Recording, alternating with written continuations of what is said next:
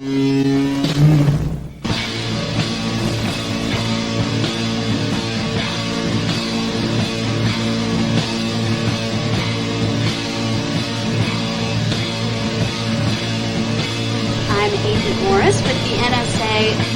have identified some very, very interesting anomalous type of aircraft. Traffic is quite luminous and is exhibiting some non-ballistic motion, over. Move very rapidly at any speed or whether any direction it wanted to go. Flag could change and go to the right or the left or go crossways without hesitating a bit. What do you think it was? Well, if they call it a flying saucer, that's what it is.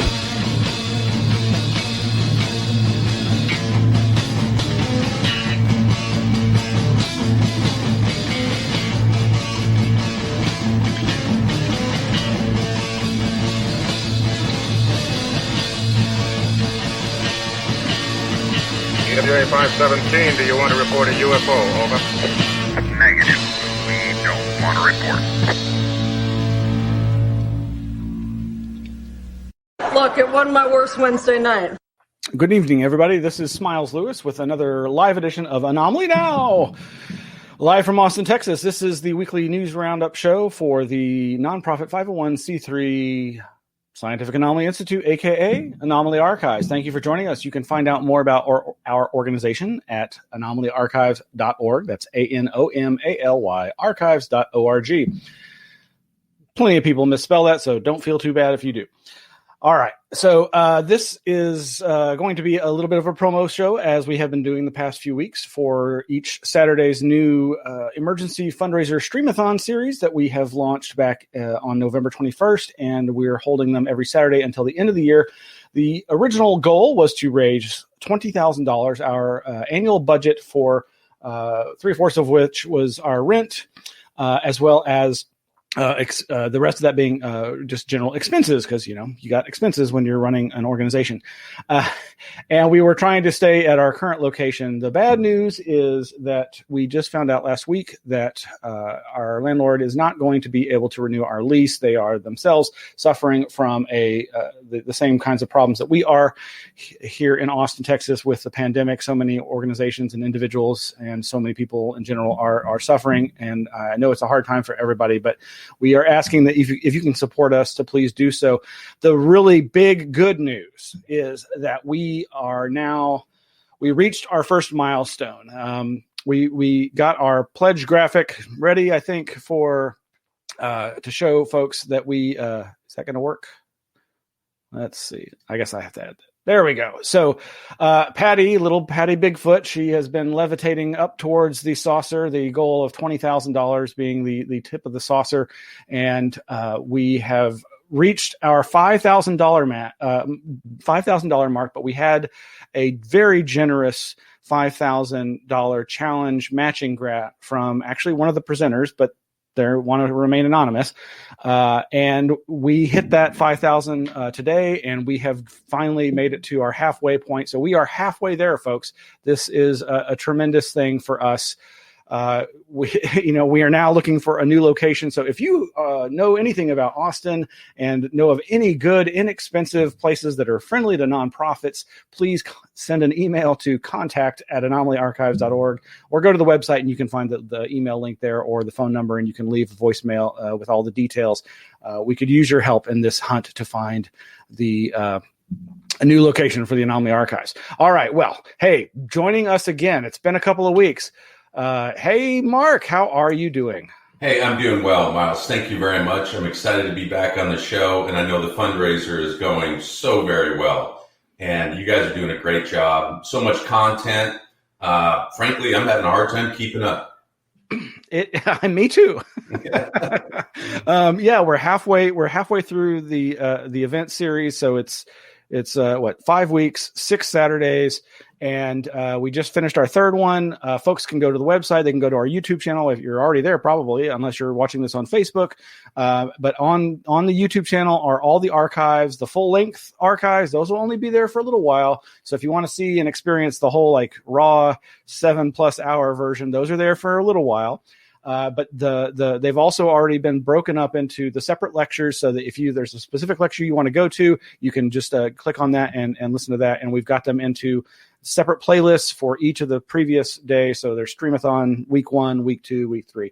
And so we are getting ready for week 4. And so at least one of our guests for speakers for this weekend is here with us now. And that is Aaron Gulyas. Aaron, let's see if we can get you on here. Welcome, Aaron. And there we go. Hi. All right. Hi. Well, let's do that. How's it going, Aaron? Good, pretty good. How are you guys doing? Good, thank you. Doing well, thank you. Aaron is one of the presenters. I've known of Aaron's work for quite some time. I'm not really sure where I first learned about you and your efforts and your interest in these subjects.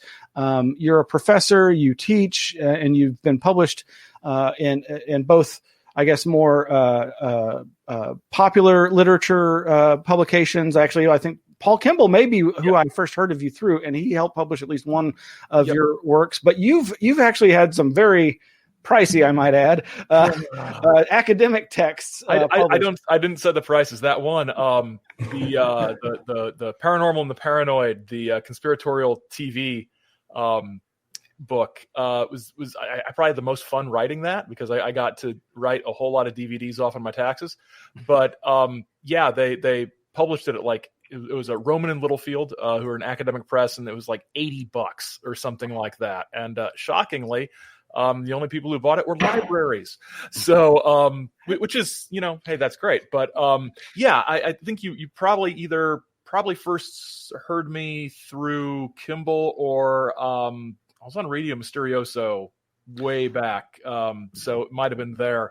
Too. So so I talk about flying saucers and history and flying saucer history, and on my podcast, The Saucer Life, on Wednesdays.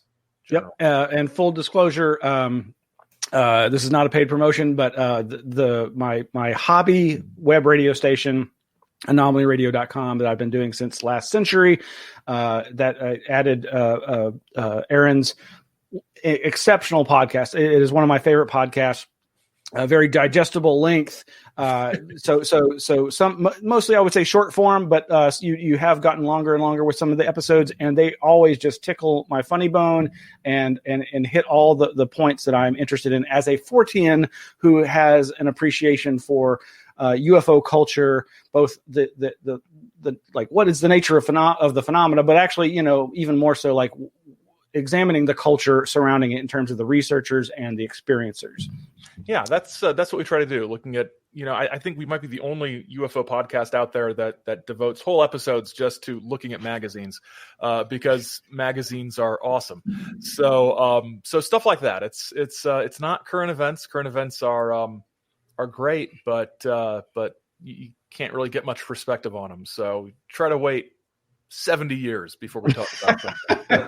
Okay, Mark, shelve those news articles. Patiently waiting, no problem. You guys can do current events all you want, but I teach history, so it keeps me from having to comment on current events. Well, so I was going to mention. Oops, wait, that's not the one.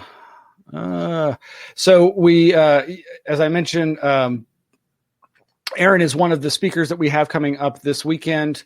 We have a great lineup of folks. You can go to anomalyarchives.org and see the list of all the presenters, as well as this Saturday's upcoming schedule, which I can't quite read that. But so I'll be welcoming everybody at our usual 1 p.m. Central Standard Time start.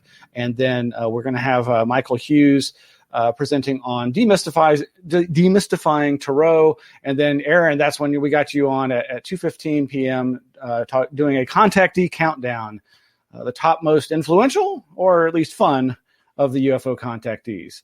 And then following Aaron is Micah Hanks, who's going to be talking UFOs, a historical perspective. Hey, there's that historical stuff again. And our newest Anomaly Archives board member, Ed Conroy, author of the famous Report on Communion, one of my favorite books, exploring the nature of Whitley Strieber's experiences. And his is going to be a reflection on his decades of experience with this. What's it all about, Alfie? Reflections on 5 decades of anomalies, local and global. And so I list here surprise mystery programming. It's not a surprise. I'm going to play a lecture that I gave a couple of years ago about my own personal experience with the quote unquote mystery hum phenomenon. I experienced this for just under a month's time, and thankfully it ended. But in that time, it really got me looking into this phenomena even more than I already had. It's obviously something that most people have heard of, with like the Taos hum or the Windsor hum or these other geographic location hums. What is it? What are all these people hearing? And maybe it's not all one thing. So we'll be doing that. And then coming after that at 6 p.m. Central Standard Time is Steve Kohlhase giving his talk, a brief introduction on his perspective on the mystery hum, which he likens to the GPS hypothesis, the gas pipeline syndrome hypothesis. And you can kind of guess where that goes. But then that's going to lead into a viewing, a screening for our virtual drive-in portion of the evening with Doom Vibrations, a documentary by director Garret Harkawik, who I believe is going to be joining us. I'm really looking forward to meeting him and talking to him and Steve. I really, I don't necessarily subscribe to Steve's perspective, but I think it's one of many very interesting hypotheses that perhaps can explain that phenomena. But that's the lineup for this coming weekend. I think it's going to be great, and I'm really excited about all this wonderful these wonderful presentations. I think folks who haven't ever heard Aaron are going to be have a great time. Aaron, what can you tell us a little bit more about your talk? Yeah, it's going to be a contactee countdown of the most influential or fun contactees. And that's about as far as I've gotten. No, I'm still sort of winnowing down the contactee list. You start off with like, oh, I got all these great names, and then you realize that they're going to get about 45 seconds a piece. If I don't, cut it down a little bit. So it's hopefully going to be a mix of the solidly influential guys like Adamski and Van Tassel, with some of the more, I don't know if whimsical is the right word, but whimsical. I think Truman Bethram, is on the whimsical side. Yes. The guy whose name Reinhold Schmidt. I might talk about Reinhold Schmidt just because of the all the fraud. They actually made it to court, not just the flying saucer fraud, but the actual crooked land deal fraud type of stuff that he related to his contact experiences. Just a clue. If somebody tries to sell you mineral rights based on what they learned from the Space Brothers, it's probably not on the up and up. The Space Brothers don't really go in for that sort of thing. And then there's going to be some contactees probably that aren't really people that you would put in the column of contactees. I'm thinking of some names, but they're contactees, but they're usually put in another ufological category. But I'm going to talk about why they're really contactees. No, it's not Whitley Strieber. Don't worry. I'm not going. Although I could. Hey, but, why not? It's he's really more of an archetypal contactee in a lot of ways than just an abductee. Very much so. Yeah. He's got a message, and he's always had a message, and the message is far more important than the sort of, I wonder who these beings are and what planet they're from, and all that stuff. So the message is important, which you don't often get with, or at least it's a wholesome message. It's an important message. It's a message with some meat to it, as opposed to the David Jacobs, they're breeding with our women and are going to take our souls sort of stuff, which isn't uplifting necessarily. But yeah, a bunch of contactees, and absolutely no judgment for me about the degree to which they were lying. Well, Aaron, let me ask you a quick question. When you say the term contactee for both myself and the audience tonight, can you put a book range on that? Is that simply viewing an extraterrestrial, or is that something where they're having just an interaction of some kind? But Can you define the contactee for us, please? That's a good question. I think for the purposes of this and more generally what I do, I tend to view it in terms of somebody who's not only had a sighting, not only had an interaction with an otherworldly being, but somebody who's had some kind of relationship, usually an ongoing relationship with someone who is generally human, not just humanoid, but they are Space Brothers. They're human, but from Mars or Venus. So that's the way I sort of winnow it down. Otherwise, we get into the whole humanoid contact thing, which is again distinct from abductions, but its own weird little slice of the folklore sometimes. So just to keep it in a nice sort of neat little package, I like to sort of emphasize the relationship, and especially having some sort of message that they are relaying on behalf of the space people, usually for some political or cultural polemical purpose, trying to engage social change, political change, economic change here on Earth, under the cover of I Met the Space Brothers. Yeah.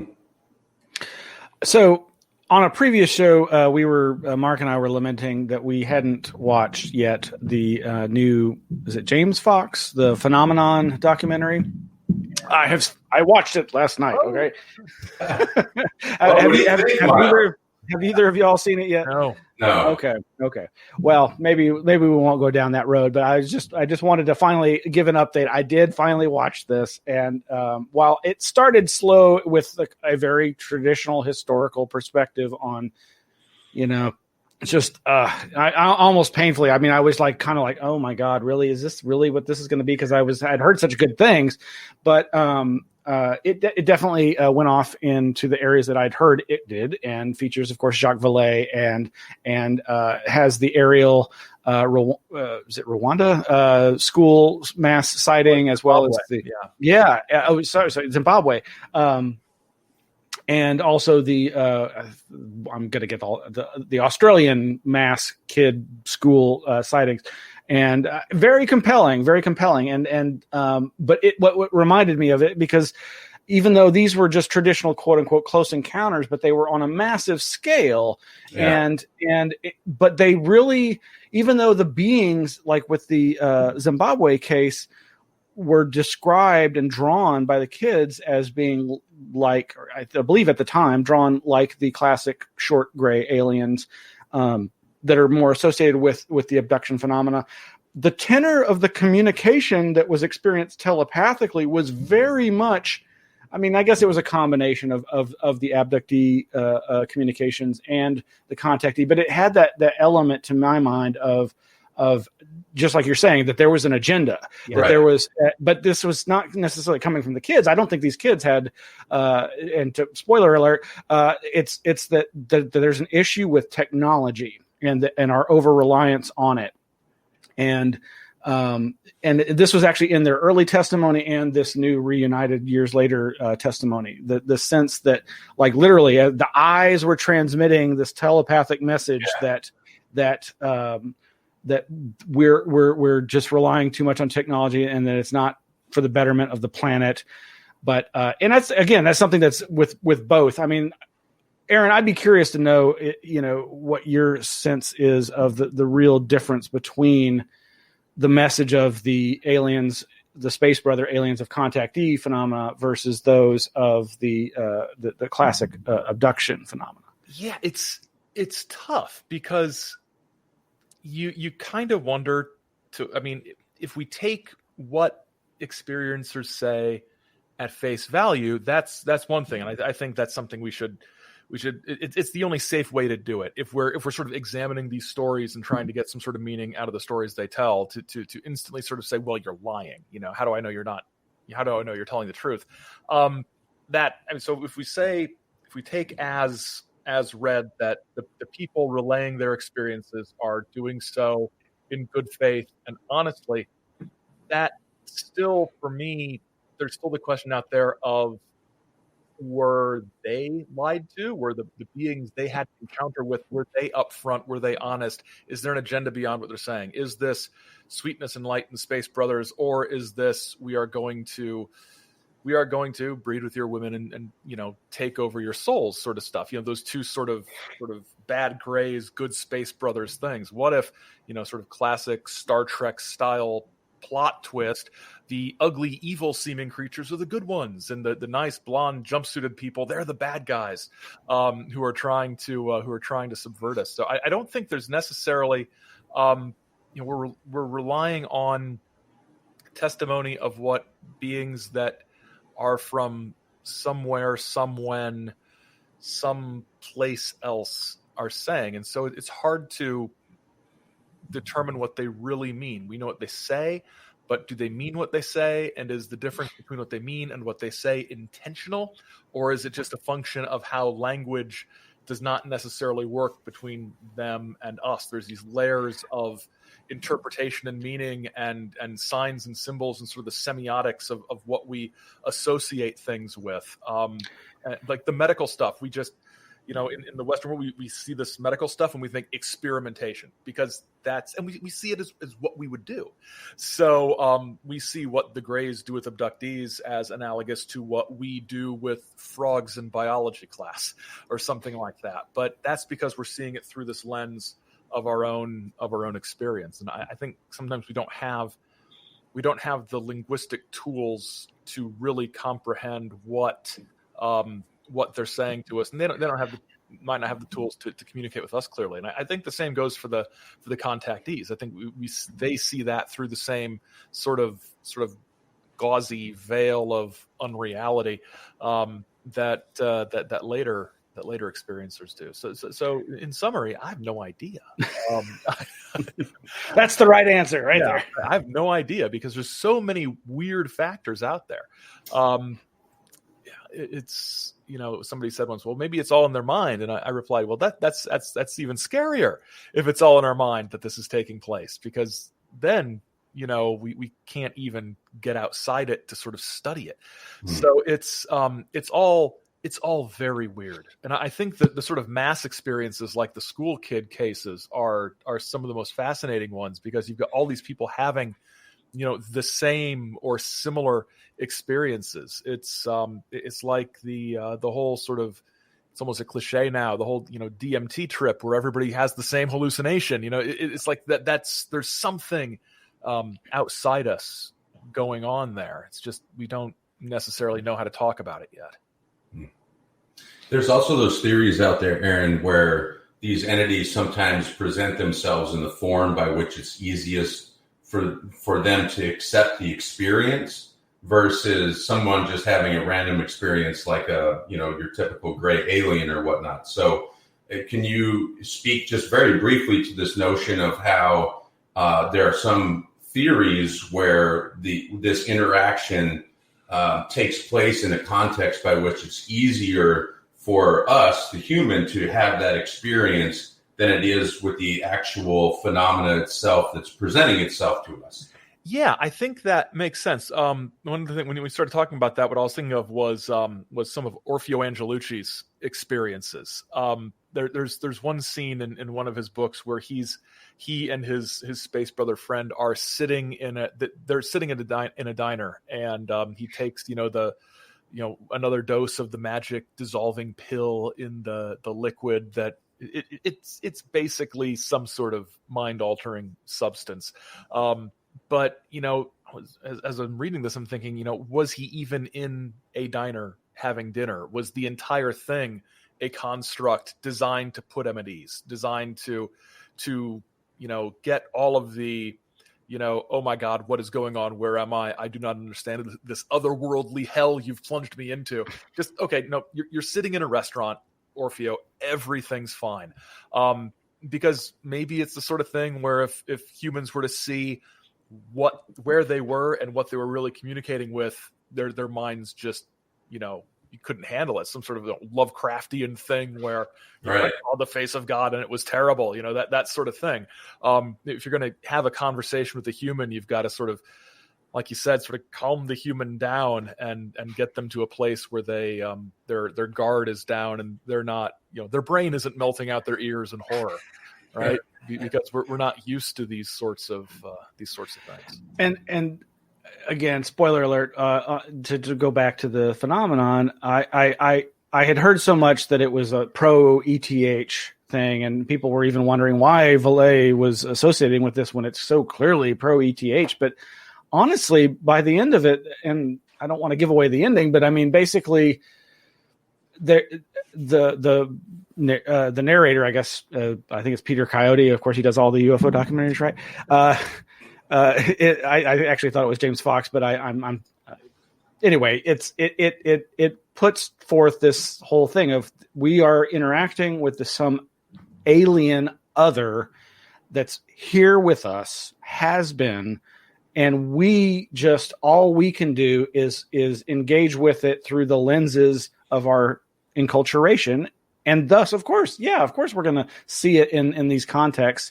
And just as in movies like Contact with Jodie Foster and so many others, where the aliens or whatever, these others have to somehow calm down your senses. And this is actually very much like what Mark mentioned with the DMT thing. It's like what they told Terrence McKenna, allegedly, that, calm down, look at what we're doing. Don't worry about like what we look like or whatever. Just, and I think that there's so much obsession over the theatrics and the trappings, and not more the symbolic potential interpreted meanings of some of this stuff. Well, Miles, I think the point that you made about this notion that they've been here the whole time and that we just simply coexist with these entities, that reminds me of the story a number of weeks ago that you and I had talked about, where, there's this notion from the CIA where some entities can be just outside of the spectral range by which humans can perceive their environment. And if there's, if we just lack a certain range, again, of the spectral range, we wouldn't be able to perceive them unless under special circumstances, or a circumstance by which maybe, say, a technology then brings said entities within the range by which we can perceive them. I definitely think that there are lenses. There are they live glasses that people can put on, paradigm style, to invoke Robert Anton Wilson, that can help them gain a new perspective on these things. So, hey, when it comes to contactees, Aaron, does Valiant Thor make your list? Oh, he's got to be the most famous contactee ever, right? He shows up everywhere.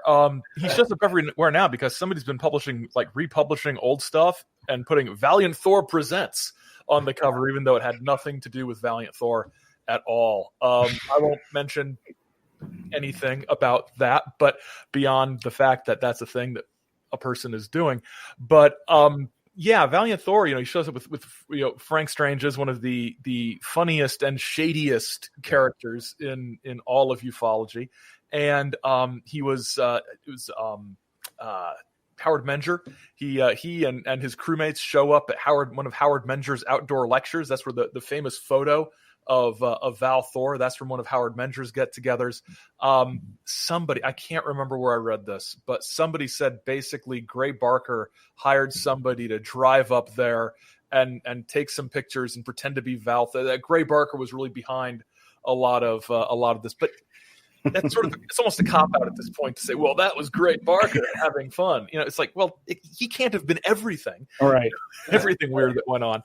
But Valiant Thor is probably going to make the list just because he's got just the most outlandish story. I think it's way more likely that George Adamski went to a flying saucer and rode around than Val Thor sort of hung out in the Pentagon talking to Eisenhower and Nixon, Right. for a few years, and now we know about this. By the way, I love your pronunciation of Adamski. Every time I hear you do it on the show, your podcast, I'm like, I need to work that into my repertoire. I like it. It's nice. Is it correct? I don't know. Is Frank Strange's, was he in the classic science fiction Invaders from Mars? Is he in that? I know there's a whole, like, there's a special section that's like, I think, excised from like one distributed version of it that's like an astronomer talking about UFOs. It's like this weird digression or something. That sounds really familiar.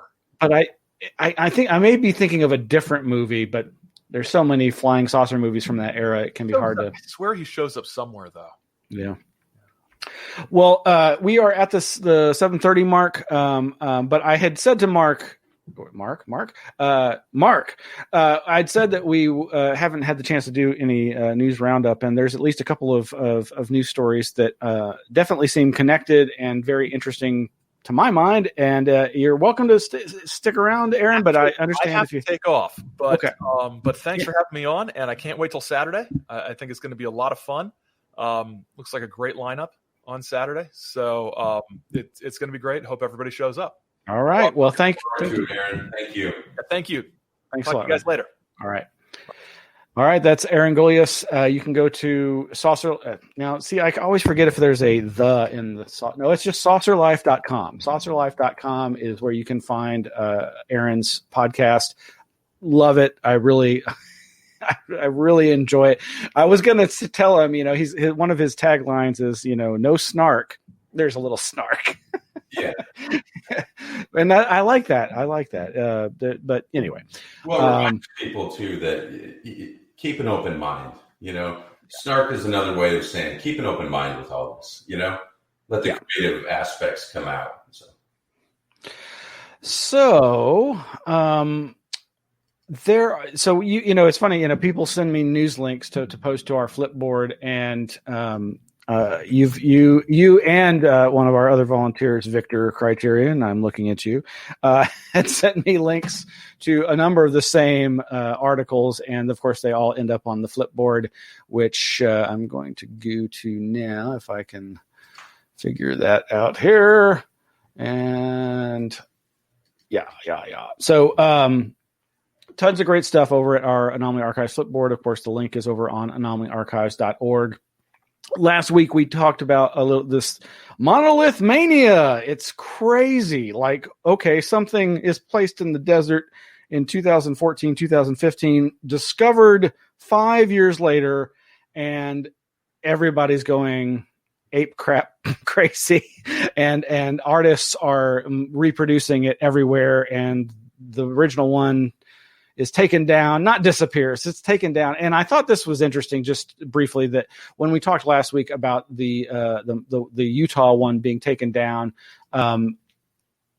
we talked about the fact that there was some footage of somebody saw the people taking it down, but they weren't the ones who put it up. In fact, they are just some extreme sports people, like, I forget when by that, what I mean by like dirt bike riders and others, but who are advocating for, environmental reasons for why they took it down. They're saying that they took it down because it was causing this mass pilgrimages of people to the site in Utah, and there was no infrastructure to support that level of tourism, and that their crap and trash was littering the ground. And so I thought that was a very interesting reason for them taking it down. But then, of course, they're sprouting up everywhere. And this obviously has real symbolic value and power in the sense of people associating it with the movie 2001, which obviously has to do with alien contact. And it's in the midst of all this other UFO news. That's, the continuing story of ATIP, OSAP, To the Stars Academy, trying to bring the truth to the people, and all of that. and our good friends Micah and others launching this new debrief website that's focusing on the UFO UAP phenomena from a perspective that really fits hand in glove. Like, I got to say, it's like, well, they saw a good marketing opportunity there. Let's launch a new website that's all about, aviation threat technology and UAPs and UFOs. So, and then all these other news articles. So I don't know what you think, Mark, of all the monolith mania, but. Well, the monolith thing here is so many people and researchers, Pazolski, et cetera, spent so much time in her book talking about Pasulka. I'm sorry, you guys, Pasulka. But they spent so much time talking about the money, effort, interest, and infrastructure set up by the government to retrieve tiny little particles of potential metals in the desert that represent crashed craft or, some sort of off-world technology. I find it hard to believe that the government didn't have a mechanism and infrastructure in place to go grab this thing the second they heard about it. And it was a bunch of rock climbers and dirt bike riders that were the ones that end up taking it down. So, for me, that's where a little bit of a discrepancy lies, because, if there was a real mystery or something that was vetted where this wasn't just an artist doing something beautiful in the desert with the contrast between the metals and then the sandstones behind it, you'd sure think that there would have been some black helicopters flying in there and taking this thing down before a bunch of dirt bike riders would. Well, it's interesting too, because when I saw it, the first one, it really reminded me of something, and I couldn't. It was just gnawing at me, and I don't have this ready to show, but back in the 1990s, when I was publishing my briefly print zine, but then it became a web zine, ELF, Elf Infested Spaces, Journal of Possible Paradigms. I was working at the public library here in Austin, Texas, and processing all the periodicals, and I saw this amazing issue of Art in America, this big glossy coffee table magazine that was from the art industry community, whatever, and it had a cover article about an artist whose last name is McCracken, and they were these shiny, reflective, monolith-like objects, more, not just like rectangular, but sometimes triangular as well. And I finally, when I clicked on that, I went back and I found the archive. It's on archive.org. I think it's not on my website anymore, but I was looking at that and I was like, well, I wonder, I wasn't even sure what he was doing anymore. So I Google McCracken monolith, and lo and behold, New York Times and other big mainstream news outlets are like, other people had the same resonance, like, oh my God, that looks like so much of his artwork. And in fact, there's actually been some juxtapositions of his work and the one in Utah, and it's very striking. But I mean, it's such a simple image. It's such a simple structure. It doesn't surprise me that there could be that kind of resonance or similarity. But sure enough, I wasn't alone. We are not alone. That there's the others that were thinking the same thing. Of course, he passed away years ago, I think in maybe 2011. But then, of course, the idea was, well, could he have orchestrated something before his death to be done in such a way? But others are saying, no, that was not that was not the kind of approach to his art that he took. Well, let's take a look at this, Smiles, structurally. Okay, this thing is obviously vertically oriented. It's in a sandstone sort of opening. Okay, it's surrounded by rock and all like that. Well, did these mountain bikers or whoever took this down say that there were lag bolts holding this into the sandstone? Was the sandstone carved out to a depth by which it could support the column? So how is this monolith actually attached to the ground is going to give you a lot of idea about its provenance and, maybe who did it or to what extent a technology was used, et cetera. So those details right there are going to ferret out a lot about how this was achieved, pulled off, etc. Anyway. Indeed. And actually, I think it was those same extreme sports folks that took it down who said that one of the other things they criticized whoever did this was the way that it had cracked the floor of the desert or the rock that it was embedded in such a way that they felt was deleterious. I believe our crew have brought up. Yeah. So this is on the right here is one of McCracken's pieces inside of a space where you can see that there's a stairwell around it. And here to the left is the original Utah monolith, I believe. I don't know. When I look at that, the Utah one, I don't. To me, it just looks like it's embedded in dirt. So I don't know about it being like in a rock that was damaged or defaced.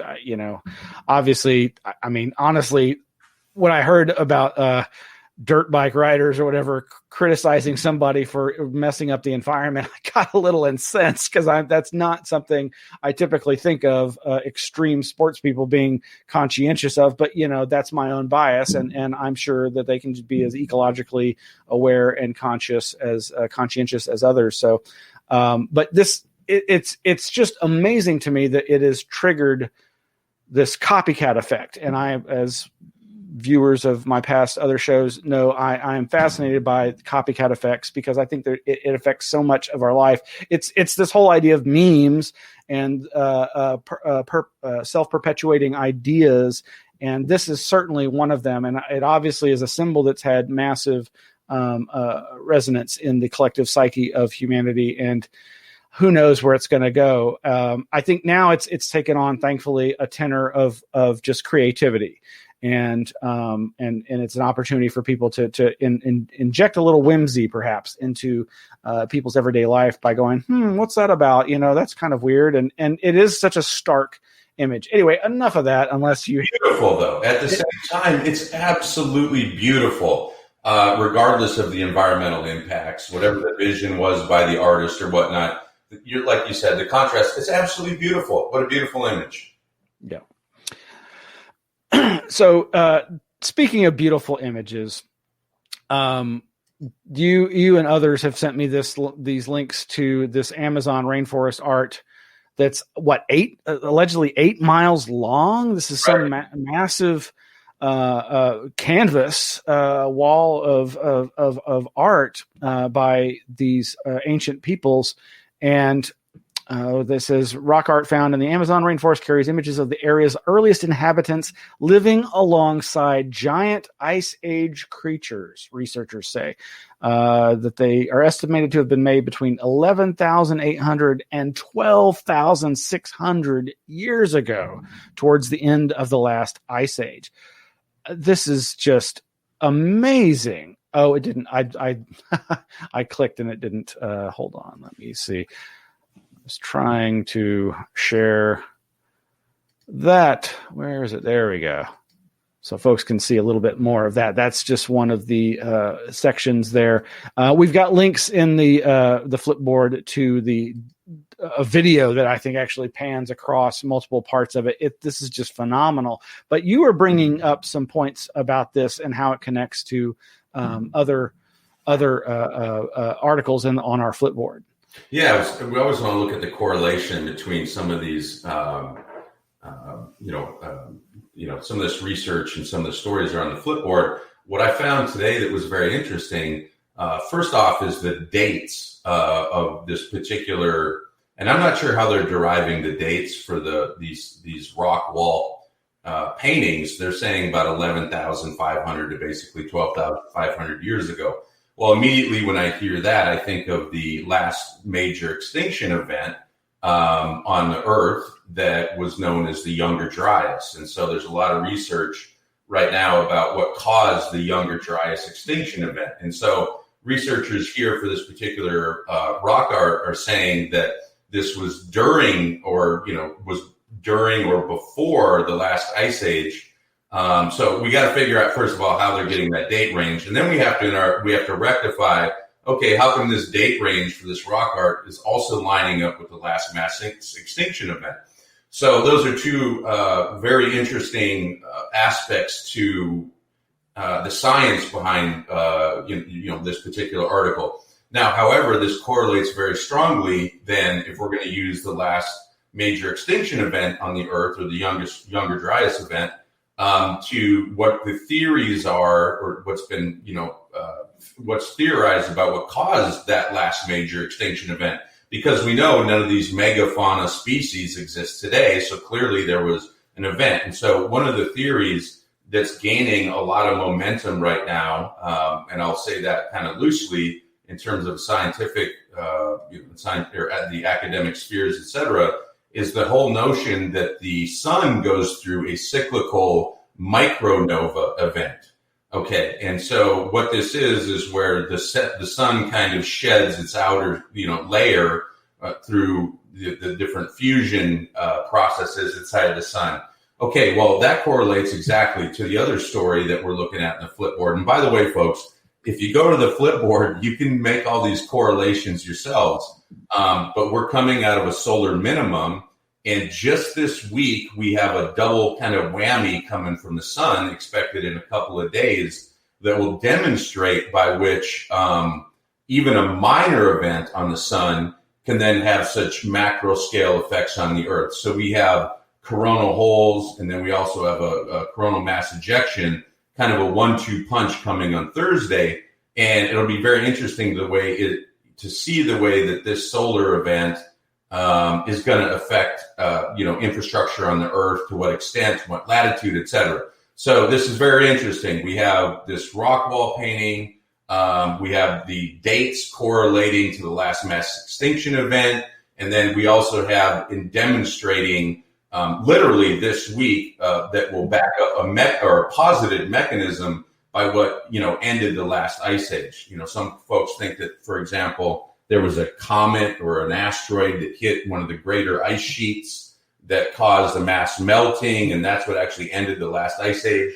But, again, very, very interesting, the dates, and then very, very interesting that we actually have an analog for one of the theories this week, literally happening this week. So anyway, great stuff on the Flipboard as usual, Miles. And there's so much more. The whole Jacques Vallée was just here in Austin being interviewed by Joe Rogan with James Fox about the Phenomenon documentary. There's these new talk about these new UFOs photos taken by fighter jet pilots with their cell phone cameras, I believe, from inside their jet fighters of some fairly recent alleged encounters, and of course, then there's an image that's circulating that's clearly not what's being described, but people are like, that looks clearly like a mylar balloon. So that's almost throwing doubt on the original story, but the original story clearly isn't describing a mylar balloon. So, or is it? That's interesting though, Miles, because even the Fravor interviews during the original Tic Tac video that was taken, Fravor continually references this idea that, or other pilots that witnessed this sphere inside of a cube. Okay, he keeps saying that. So he'll say, well, what I saw is very strange. And then, these other pilots I talked to, there's this cube with a sphere inside of it just hovering in midair. And how do you explain that? Well, I actually looked into that, and it turns out that's an Israeli, what they call a CubeSat, basically a piece of technology that is a kind of balloon that's a relay system. And in fact, on my Twitter account, I actually showed a photo of that, I think over a year ago now. So unfortunately, we have very credible witnesses like Fravor, who actually witnessed the Tic Tac, referencing what is very debunked as just kind of an experimental piece of technology that's been deployed in this sort of daisy chain communication systems that they're trying to build out over the ocean and whatnot. And that has its own very long history. So it's convoluted. We have these great witnesses referencing really debunked technologies. And that's exactly what we're seeing in these latest photographs. Again, you can go online in 20 minutes, you're going to find solid images of these things. And it turns out that they're just relay telecommunication technology devices. So anyway. Yep. And like I say, there's so much more there. There's all kinds of news about rare wildlife sightings and encounters in Texas, and so much more. And this you mentioned the Israeli technology. This Israeli defense guy talking about joint alien human bases underground on Mars. So very interesting stuff, whatever one makes of it. So, hey, one thing I want to add before we get off the rock art, I'm personally am trying to get the imagery compiled for the entire 8 miles, because I think you're right. It was supposedly 8 miles worth of imagery. But guess what I'm looking for in that imagery? You got to know this. Gigantopithecus. Oh. Is there any reference to all this megafauna to Sasquatch or any sort of cryptozoological imagery that might exist in there? Because we're only getting snapshots of some of these more well-known figures, but I'm wondering, and I will get to the bottom of this maybe by next week, if I can view the imagery across the entire 8 miles worth of paintings, if there's anything that does look similar to or could be viewed as an analog to some of our favorite cryptozoological, creatures that have supposedly been with us this entire time. That's a great angle on that. I hadn't even thought of that. Very cool. Very cool. Yeah. Well, we could keep going on and on, but I got to sleep sometime. Yeah. Super fun tonight. Aaron was excellent. I'm looking forward to this weekend's content. Just again, Miles, what a great job pulling that off. Congratulations, meeting that first milestone. Everybody, very interesting. Yeah. By the way, I met a professor from UT in the chemistry department this weekend and told him about the archives. And man, this guy lit up. I mean, he had no idea that such thing existed and whatnot. He was asking me for the address. I gave it to him. Unfortunately, now we're looking for a new home. But the point is, even at that at that academic level, once these guys or these women and folks are exposed to this whole idea that you've done all this work and these archives exist, man, this guy lit up. You should have seen his eyes open. He couldn't wait to get down there. So not only is it this sort of effort, but at that ground roots level, word of mouth, etc. This is exciting stuff, and we need to just keep it going. Absolutely, and thank you for that, and thank you for spreading the word.